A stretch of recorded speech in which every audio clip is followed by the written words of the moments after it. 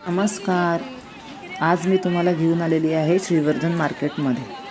हे बघा किती आज मच्छी आलेली आहे मार्केटमध्ये. श्रावण महिना म्हटलं की भरपूर मच्छी, बोंबील, बांगडे, ढोमे, पापलेट, कोळंबी, सुरमई, वेगवेगळ्या प्रकारची मच्छी आलेली आहे. आणि भरपूर मार्केट असं गजबजलेलं आहे. सगळे लोक मच्छी खरेदी करत आहेत. आणि आज मी घ्यायला आली आहे बोंबील आणि कोळंबी. तर चला मग आपण आता बघूया बोंबील मसाला कसा करायचा ते बघूया आपण.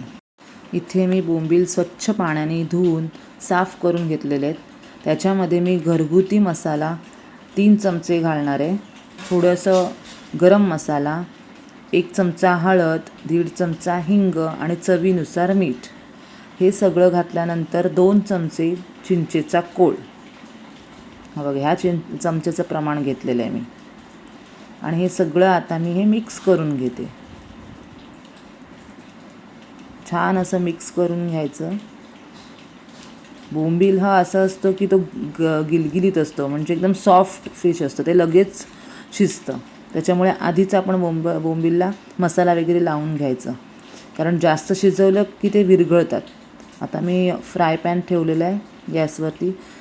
तेल गरम झालं की त्याच्यामध्ये थोडंसं अर्धा चमचा हळद, अर्धा चमचा हिंग आणि लसूणची पेस्ट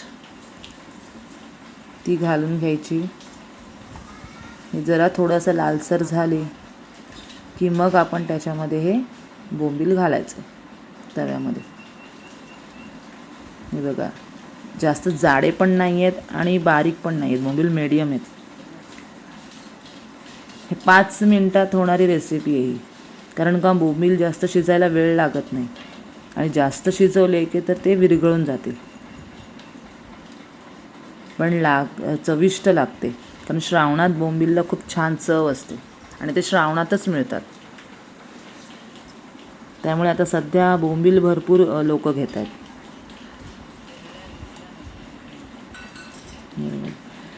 जास्त चमच्याने ढवळत बसायचं नाही, कारण का त्याच्यामुळे ते विरघळतील. आणि पाणी पण जास्त ओतायचं नाही. आपल्याला घट्ट करायचं आहे, त्याच्यामुळे पाणी ओतायचं नाही. ऑलरेडी बोंबीलला पाणी सुटतं. झाली आपली रेसिपी. त्याच्यात आता कोथिंबीर घालायची आणि आपली बोंबील मसाला ही रेसिपी रेडी आहे. तर कशी वाटली तुम्हाला ही रेसिपी मला नक्की सांगा आणि सबस्क्राईब करायला विसरू नका. Thank you for watching video.